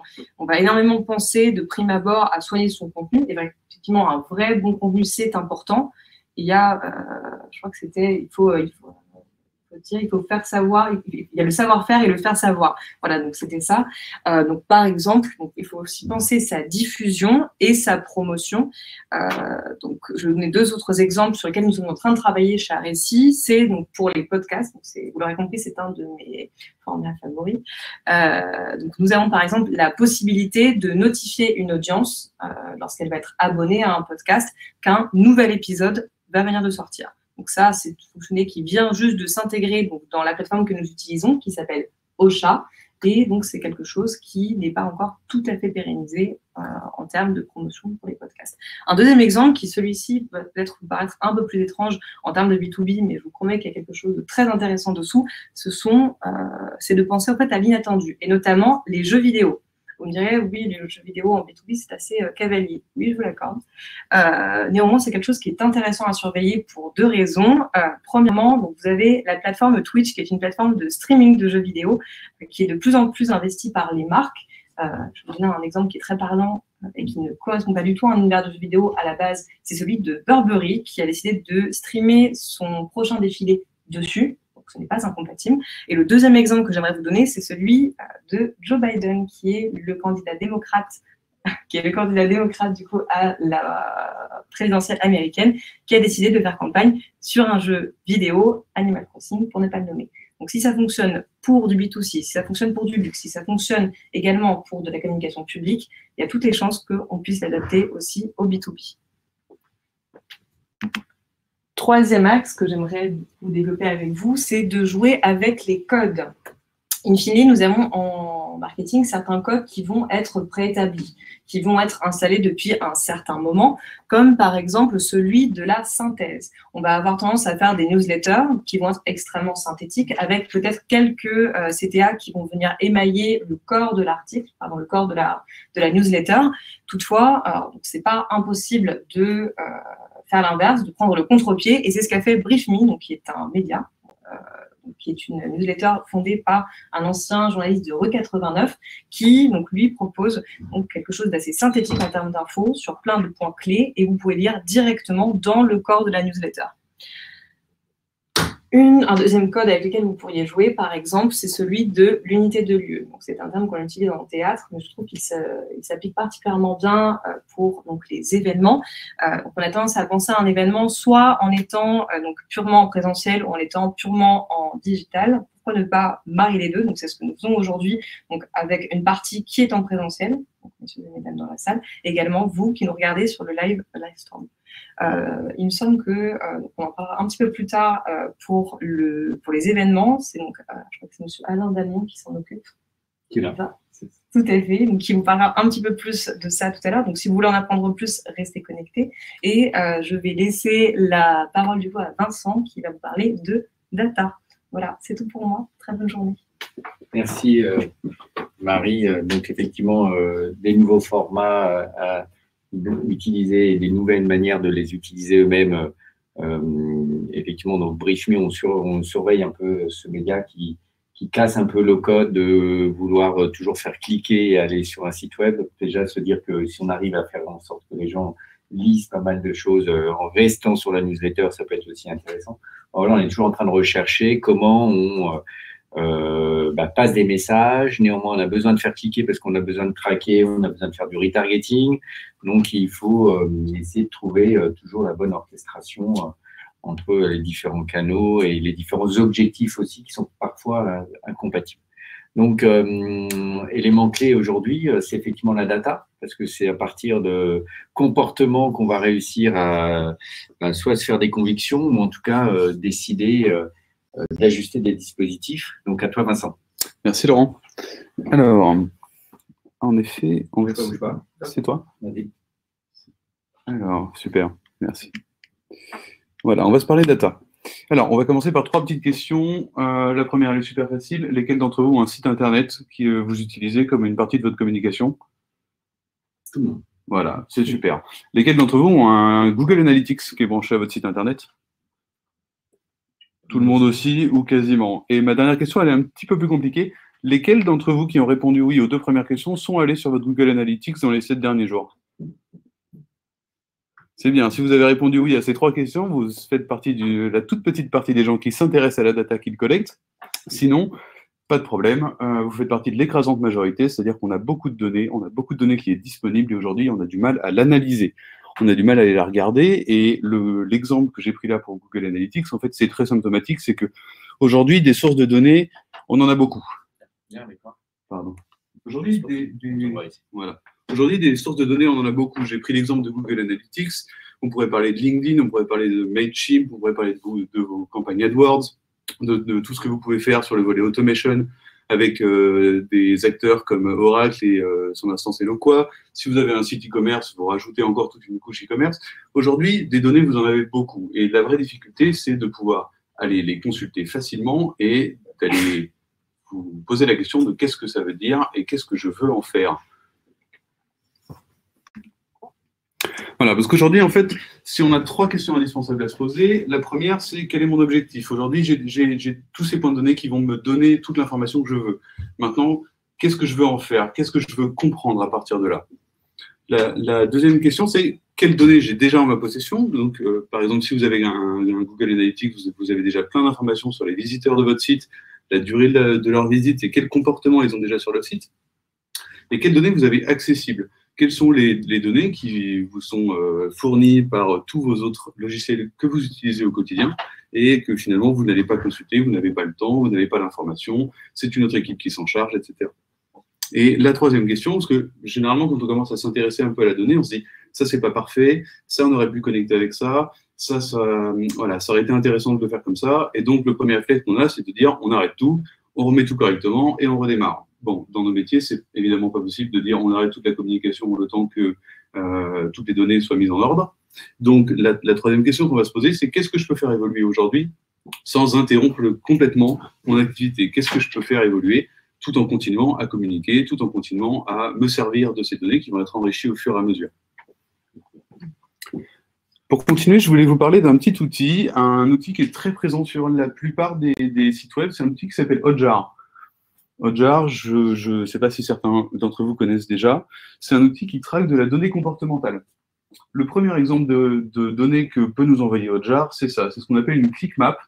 Et donc, c'est un exemple en fait qui va vous montrer sur un site internet qu'on a réalisé avec un de nos clients, qui va vous montrer où les gens ont cliqué sur la page d'accueil. Alors, ce qu'on voit ici, c'est que, par exemple, on a un bouton de recherche qui est très sollicité en haut, on a un moteur de recherche projet et produit qui est aussi bien sollicité, et que derrière, on a une navigation qui est très claire dans les différents items. Ça, c'est une première donnée que peut fournir Hotjar. La deuxième donnée que fournit Hotjar, et là, c'est un petit peu plus visuel, c'est ce qui s'appelle une heatmap, une scroll map, où là, en fait, on va voir quel pourcentage de visiteurs sur le site arrive à tel endroit et tel endroit de la page. Ce que vous voyez, c'est que la rubrique qui est en haut, en rouge, c'est la zone chaude. On a 75% des visiteurs qui arrivent sur cette zone-là, qui vont jusqu'à cette zone-là. Et vous voyez que ma zone verte, qui est juste un scroll plus bas, c'est un coup de molette sur la souris, on est déjà plus qu'à 50%. Je déroule, et là, tout au milieu, tout à la fin de ma zone bleue, quand je suis entre le bleu et le violet, j'ai plus que 25% de mes visiteurs qui arrivent là. Et pourtant, sur le site internet qu'on a fait, là, ce que vous avez en encadré en rouge, c'est le call to action, le formulaire de contact. Alors, ce qu'on peut se dire ici, quand on regarde un petit peu les données que nous renvoie Hotjar, c'est ce site est beaucoup trop long et finalement, ce que j'ai intérêt à pousser, moi, c'est mon formulaire de contact pour qu'un maximum de gens puissent me contacter. Et ça me permet d'arriver sur mon point suivant. Aujourd'hui, la data, il y en a beaucoup. On a énormément de manières de l'analyser. Mais cette data, elle doit être utilisée comme un outil et elle ne doit pas vous guider. On ne doit pas avoir une utilisation aveugle de la data. Si on avait regardé Hotjar et qu'on s'était arrêté là, on aurait dit « mon site est beaucoup trop long, je vais enlever plein d'items et comme ça, je vais mettre mon formulaire de contact directement sous mon visuel de home, comme ça, tout le monde va le voir et ça va être super. » Dans le rouge. Dans le rouge, exactement. Je l'aurais mis là, mon formulaire de contact. Sauf que dans le site qu'on a fait pour ce client-là, c'est une marque qui n'est pas très connue, c'est une marque qui s'adresse à plein de cibles qui sont un petit peu différentes. Et donc, tous les éléments qu'on a poussés là, ce sont tous les éléments de discours qui étaient importants pour la cible.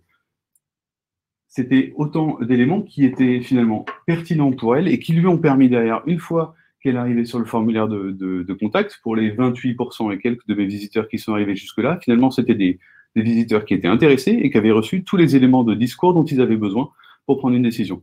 La preuve, c'est qu'aujourd'hui, on a eu le taux de personnes qui ont rempli ce formulaire de contact, il a été multiplié par 4,5. Juste en changeant l'organisation du site et en changeant les informations qu'on allait y faire apparaître. Donc, ce qu'il faut retenir, globalement, il est important de laisser les gens lire tout ça avant de leur proposer de s'engager, parce que de toute manière, s'ils n'ont pas eu cette réassurance, même le formulaire en haut, qui est logiquement dans une zone rouge qui pourrait être transformé beaucoup, ne serait pas efficace. C'est ça, exactement.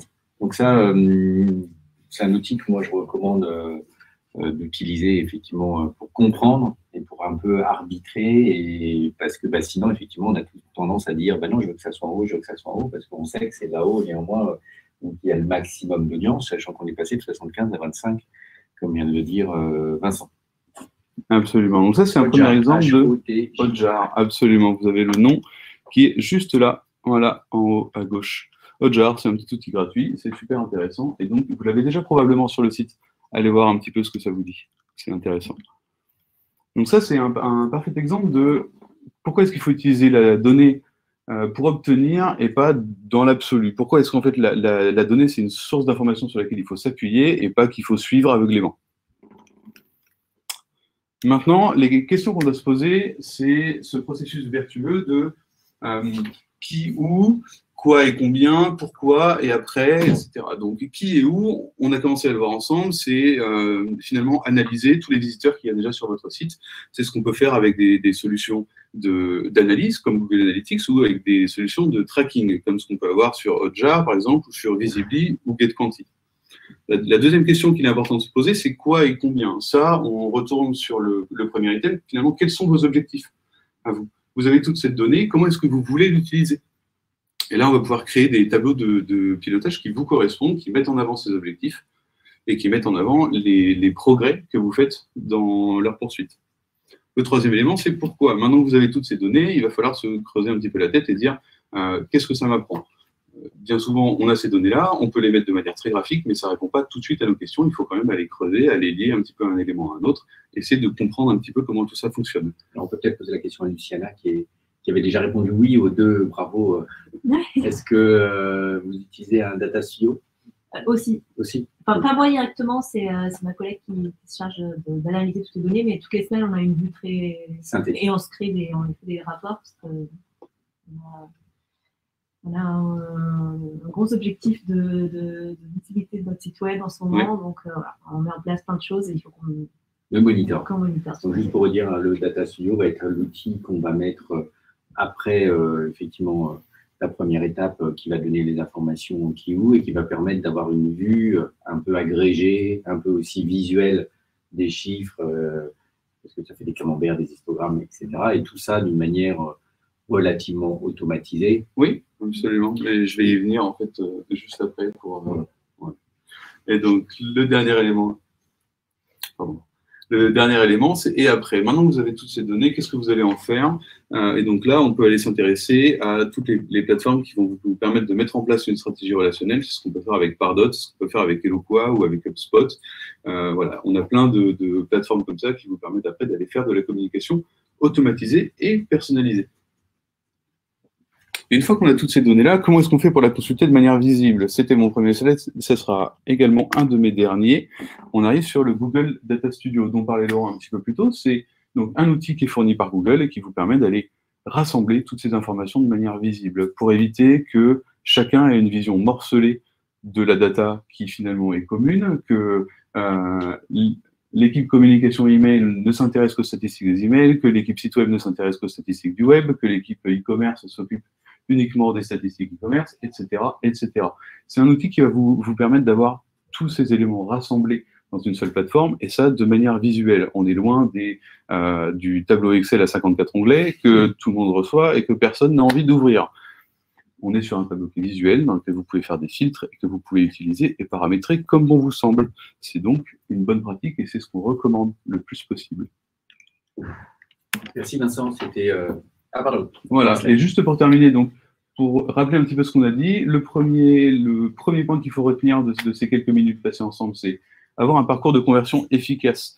Essayez de voir qu'est-ce qui est important pour votre cible et à quel moment est-ce que vous devez faire passer tel ou tel message. Et ensuite, c'est ça qui va vous permettre d'aller capter ces cibles, d'aller capter ces leads. Le deuxième élément, c'est la spirale de progrès continu. C'est en fait en instaurant les bonnes pratiques au fur et à mesure que vous allez pouvoir fluidifier tout ça, dynamiser tout ça et que ça va être de plus en plus facile. Voilà, merci. Et donc, je passe la parole à Alain et Laurent.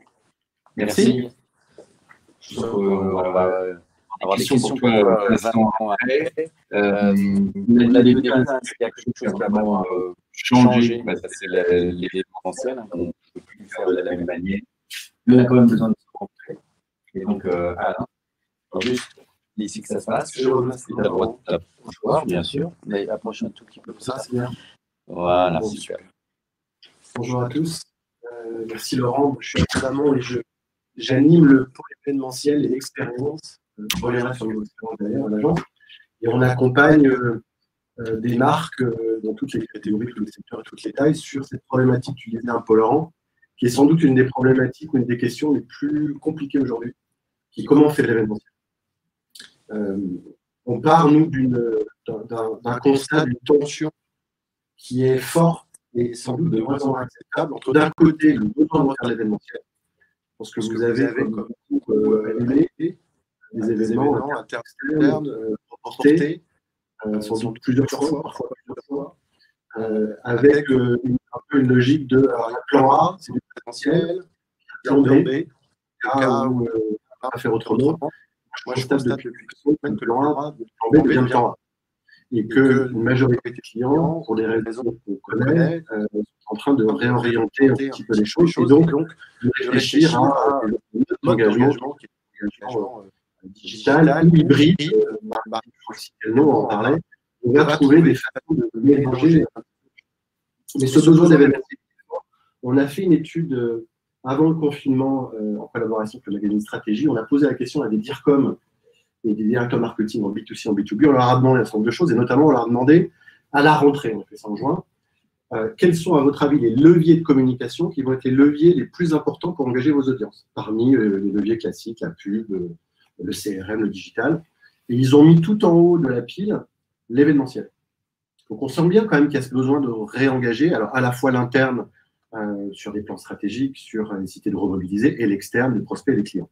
Sauf que, je parlais de tension, on est face à ces contraintes sanitaires où on voit bien quand même, on ne va pas revenir, ce qu'on pouvait peut-être espérer d'ailleurs avant les vacances, à un monde où on pourra réunir 300 personnes pour faire tout ce qu'un événement présentiel fait. Hein.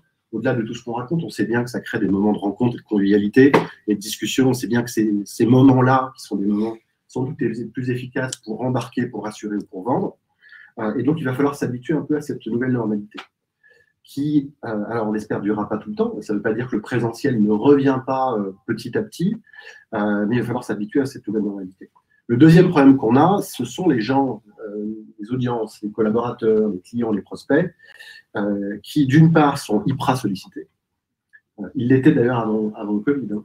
Vous prenez aujourd'hui une direction fonctionnelle, un DRH, un DAF, il pourrait passer sa vie à faire des webinars ou aller à des événements. Il ne le fait pas d'ailleurs. Mais qui va être encore plus sollicité parce qu'on a besoin de réinviter à faire des choses, à vendre, à embarquer. Et le deuxième problème, c'est que, je le dis de façon un peu cash, les gens en ont marre. C'est-à-dire qu'assister à un énième webinar trop descendant, pas assez intéressant et trop long, ça suffit un tout petit peu. Et si les audiences pouvaient pardonner au début dans ce moment de confinement, parce qu'ils ont bien compris qu'il a fallu digitaliser un peu rapidement, le niveau d'exigence des cibles aujourd'hui, qu'elles soient internes ou externes, monte. Et va monter de plus en plus. Donc l'enjeu, c'est comment on arrive à intéresser les gens tout simplement. Donc nous, on a un point de départ dans notre réflexion qui est de penser expérience. C'est pour ça que notre pôle s'appelle l'événementiel et l'expérience. C'est un mot un peu galvaudé, mais qui prend à notre sens tout son sens dans l'événementiel. On se dit tout simplement quelle est l'expérience utilisateur qu'on va proposer aux participants, qui soient d'ailleurs en mode de participation digitale ou présentielle, pour qu'à la fin, il se passe quelque chose, qu'ils se souviennent d'un certain nombre de choses, qu'il y ait des marqueurs mémoriels importants et qu'on atteigne les objectifs de l'événement. Et quand on pense comme ça, on se dit finalement la question de la plateforme digitale qu'on va utiliser, même si c'est une question importante, elle vient après. Trop souvent, on a le sentiment qu'on se pose la question technique aussi parce qu'il y a des services IT qui imposent un certain nombre de choses, bien sûr. Mais on se dit, bah, alors qu'est-ce qu'il faut comme plateforme? Et puis ensuite, un peu après, on se dit comment je fais un truc un peu sympa. Et puis on rajoute des couches. Nous, on renverse un peu le paradigme en disant c'est quoi l'expérience que vous voulez proposer aux utilisateurs. Et à partir de là, ça nous donne, alors, pas de recette magique, il n'y en a pas, et je pense qu'il faut avoir la modestie de se dire qu'on n'a pas toutes les solutions, mais peut-être des pistes de réflexion, peut-être des intuitions ou des réflexes à avoir, des bonnes pratiques pour délivrer des expériences les plus intéressantes et efficaces possibles. On pourrait passer beaucoup de temps à en parler. Quatre points que j'aimerais mentionner avec vous. Le premier, c'est la gestion de la temporalité. Sur deux aspects. D'abord, et on le sait, l'événement, il doit être le plus court et ramassé possible. Le temps d'attention des gens, en général, votre temps de attention est limité. Il l'est encore plus quand on est un internaute ou en situation d'internaute, c'est-à-dire que, comme vous l'êtes aujourd'hui pour beaucoup, face à votre ordinateur sur lequel il se passe d'autres choses dans votre vie, un internaute, il a une capacité de concentration qui est très limitée et c'est un multitasker par sens. Et puis, on sait bien qu'on a vécu ça sans doute pendant le confinement, on faisait beaucoup de choses en même temps. On peut donner l'exemple de cet événement où jamais on aurait précédemment fait intervenir 7 personnes de 7 minutes, voilà, pour donner cette temporalité et ce rythme, en disant que ben voilà, il faut qu'il y ait ce nouveau rythme, cette nouvelle temporalité. Donc, cet exemple de ce matin, on est un bon exemple. Absolument. Deuxième. Alors, la temporalité, c'est aussi une dimension qui est est-ce qu'on peut repenser l'événement lui-même en se disant on a beaucoup de choses à raconter. Et très souvent, moi, mes clients me disent oui, je comprends qu'il faut que je fasse court, mais j'ai tellement de choses à raconter. J'ai un produit à présenter, j'ai un plan stratégique à présenter. Donc, l'idée, c'est de se dire peut-être qu'il faut segmenter, distribuer l'événement différemment en différents moments. Peut-être qu'il y a un moment de plénière où là, c'est important en live d'avoir les collaborateurs, les clients, l'écosystème qui est présent sur une durée courte, et peut-être de se dire que le reste du contenu, on va le communiquer, le faire interagir avant. Nous, on a coutume de dire que l'événement commence avant l'événement. Ce n'est pas juste un save de dette, mais c'est juste de dire le contenu, au lieu de le paquer comme ça dans une espèce de truc qui va durer des heures, se dire peut-être qu'on le présente avant, il faut la plateforme pour être capable de faire ça, mais qu'on fait interagir les gens, qu'on fait travailler les gens peut-être avant, faire des ateliers en digital, c'est quand même pas toujours très facile, surtout quand vous êtes sur des volumes qui sont un peu importants. Comment on peut faire pour leur faire des choses avant? Alors c'est valable avant l'événement, mais c'est aussi valable après l'événement. Et je ne parle pas juste de créer un replay de l'événement. Comment on repackage le contenu qui a été créé, comment on recrée des moments, comment on fait redescendre l'événement peut-être en des mini-événements. C'est le premier point. Le deuxième point, mais tu faisais une belle intro, Laurent, qui est la dimension de dynamisme de l'événement. Là, on est sur des formats très courts, mais nous, on réfléchit en termes de logique de programmation. Et la meilleure analogie, sans doute, qui est un peu caricaturale, mais qui est intéressante pour nous, c'est de penser comme une émission télé. Ça ne veut pas dire que tous les événements, bien sûr, doivent ressembler à une émission télé, sûrement pas. Mais si vous réfléchissez comme ça, tout d'un coup, ça donne un certain nombre de pistes. Un journal télévisé, la seule obsession d'un journal télévisé, c'est de faire en sorte que les gens ne zappent pas. Je ne sais pas s'il y a encore certains d'entre vous qui le regardent. Et donc, tout est fait pour qu'on captive des gens qui sont non captifs. Et pour éviter, quand ils sont devant la télé, qu'ils aillent faire autre chose. C'est la même chose ici. Eh ben, si on poursuit cette analogie, ça veut dire un animateur aussi talentueux que Laurent qui peut passer la parole, gérer des bugs éventuels, couper qu'on est un peu trop long, faire tout le travail pour dynamiser. Ça veut dire penser, et je suis déjà trop long. Non, ça va. Surveiller le timing. Ça veut dire penser par petits moments, en fait. Souvent, moi, je suis frappé dans les événements, les webinars qui sont faits, c'est qu'on a des plages, alors un quart d'heure, qui correspondent à des speakers. Un journal télévisé, il se pense par minute. Et donc, nous, on pense les événements par minute. Il faut les penser par minute. On se disait à chaque fois, qu'est-ce qui va créer de la nouveauté, de l'intérêt, qui va éviter de zapper. Donc, c'est dans le contenu que vous allez développer. Et c'est dans cette obsession de se dire, je vais toujours faire quelque chose, dire quelque chose, ou montrer quelque chose pour qu'on captive ces gens-là, encore une fois, qui ne sont pas captifs. Un maître de cérémonie, j'en ai parlé. Le troisième point, qui est aussi lié à ça, c'est comment on crée de l'interaction. Comment on gère l'interaction. Un internaute, il interagit. Il a envie de prendre la parole, de dire des choses, d'être impliqué. Souvent, les webinars, on leur demande d'interagir à la fin. D'ailleurs, c'est la fausse interaction. C'est-à-dire qu'on leur dit, voilà, vous posez des questions dans le chat, comment on a coupé le micro et les caméras. Au final, il y a toujours du retard, les gens prennent les questions, on dit, j'ai des questions, on répond à ça, on répondra plus tard. Ça, c'est pas l'interaction, vraiment. On pense qu'il faut structurer, dans ce déroulé à la minute près, des moments d'interaction qui peuvent être des moments d'interaction sur du contenu. Il y a des outils qui existent aujourd'hui pour pouvoir faire des quiz qui ne sont pas nouveaux, qui sont utilisés dans l'événementiel classique pour poser des questions, pour faire réagir à quelque chose. Mais c'est aussi des moments d'interaction qui peuvent être des moments d'interaction plus légers, des moments de respiration. Des moments où il va se passer quelque chose qui peut être très court, qui peut être parfois, entre guillemets, considéré comme un peu gimmick par rapport à des slides importants sur un plan stratégique, par exemple, mais qui vont faire qu'on ne va pas zapper parce qu'on va demander de faire quelque chose. Ça peut être du gaming, par exemple. On a fait ça avec un certain nombre de clients, un petit outil qui va faire quelque chose. Ça crée aussi, et ça mérite des marqueurs mémoriels. Et on sait bien que quand on fait de l'événementiel, en présentiel, les gens ne se souviennent pas forcément de ce dont vous voulez qu'ils se souviennent. Ils se souviennent d'un keynote speaker, ils se souviennent du pot à la fin, mais ils ne se souviennent pas forcément de tout le temps. Mais en revanche, ils vont se souvenir de quelque chose, ils vont repartir de ça avec une expérience, un souvenir qui est positif. Et au fond, c'est un peu le même sujet sur l'interaction digitale, c'est-à-dire qu'il faut revenir de ça en se disant ok, très bien le contenu, rationnellement, j'ai plein de choses intéressantes, mais il s'est passé quelque chose qui fait que j'ai vécu tout simplement un bon moment. Et puis peut-être le dernier point, c'est de se dire, essayons d'utiliser des best practices, qui sont souvent des choses de bon sens, de l'événementiel présentiel et de l'adapter en digital. Alors ça veut dire plusieurs choses, ça veut dire que la scénarisation, le travail de théâtralisation des prises de parole, la décoration, toutes ces choses qui sont faites en événementiel que vous connaissez, il faut aussi le travailler, ce qu'on a travaillé un peu ici, mais qui peut encore plus travailler sur certains événements, pour que l'expérience que j'ai soit juste visuellement intéressante. Le deuxième point, c'est comment on recrée des moments de convivialité. Je le disais, mais on sait très bien qu'un événement, c'est beaucoup là-dessus. C'est un commercial qui va parler avec son client après la présentation et qui va échanger, et là, il va se passer quelque chose. C'est deux membres d'une équipe pour un événement interne qui vont partager des choses, autour d'un verre, par exemple. C'est compliqué de le faire en digital, c'est impossible, et il ne faut pas avoir la volonté de faire pareil parce qu'on va se planter. En revanche, il y a des petites façons de le faire. Ça peut être, par exemple, le fait de se dire, j'envoie quelque chose, j'envoie un petit goodies. Alors, en fonction des budgets ou du temps ou du nombre de personnes, du volume, on peut aussi envoyer des petits plateaux repas, par exemple. Nous, on l'a fait il n'y a pas très longtemps, en collaboration de Potel et Chabot, il y a 50 personnes, ils ont tous reçu leur plateau repas au même moment. Alors, ça a eu un coût, bien sûr, hein. Et ça a permis de faire quelque chose ensemble et évidemment de théâtraliser ce moment-là. On ouvre le plateau brandé et là, on a le sentiment de faire quelque chose. Mais il y a une autre façon sans doute plus intéressante de le faire, et là, on touche un peu à l'hybride. Donc, ces événements qui mélangent les deux, comme on est le cas aujourd'hui. En sachant que on sait bien que ce curseur de l'hybride peut varier énormément avec beaucoup de gens, un ensemble de gens en présentiel et moins en digital et inversement, puisqu'on va espérer aller vers de plus en plus de présentiel et de moins en moins de digital. Ça peut être de se dire comment on fait en sorte qu'au lieu d'être seul face à la grande solitude du digital, on regroupe des gens pour qu'ils assistent ensemble à un événement digital. Et je ne sais pas si vous l'avez fait déjà.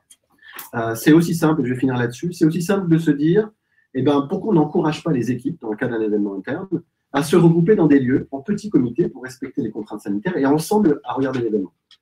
Et ça, si on le théâtralise bien, si on considère ça comme un mini-événement, si on le décore, s'il y a un ambassadeur peut-être qui anime ça, peut-être qu'il vient avant pour discuter, il reste après pour débattre sur les là, ça permet de gérer l'hybride de façon intéressante et on voit pas mal ce genre de choses se passer pour que l'expérience soit pas juste moi devant ma caméra. Voilà, en quelques mots très rapides. Alors, juste pour que je finisse, si vous voulez continuer la discussion là-dessus, nous on fait souvent des ateliers, qui sont prévus d'ailleurs dans les 15 jours à venir, où on débat beaucoup plus longuement sur ce sujet avec beaucoup d'interactions dans un format très approché. Merci. Allez, on va prendre une dernière question, une première question.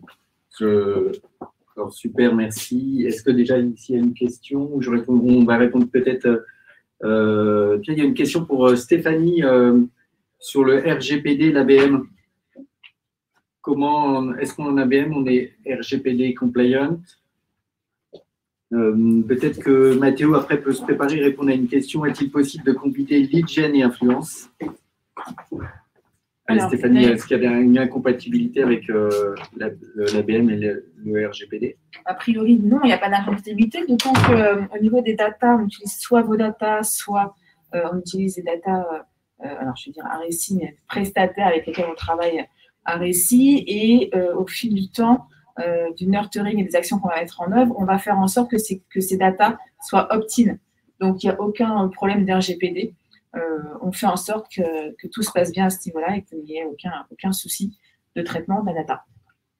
Merci. Mathéo, une minute, pareil. Est-ce que tu peux répondre. Est-ce possible de combiner lead gen et influence? J'ai dit Mathéo, ou ça aurait pu être Antoine. Média et influence.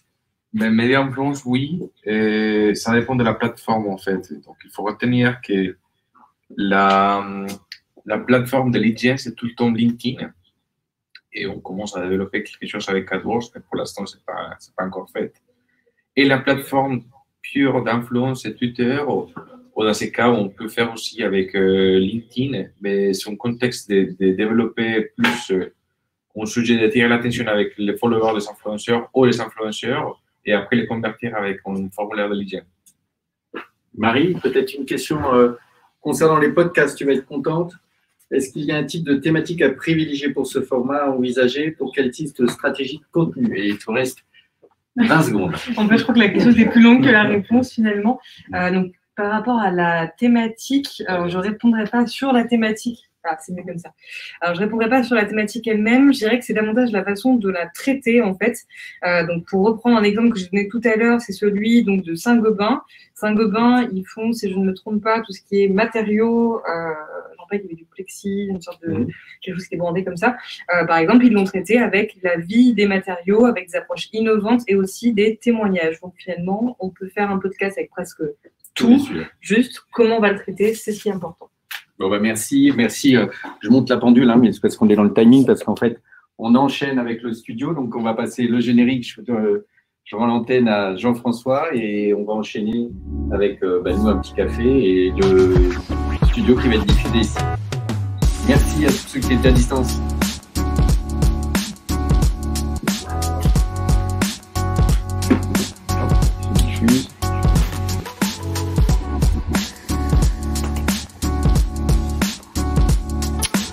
Voilà. Moi, il y a un petit peu de technique à faire dorénavant.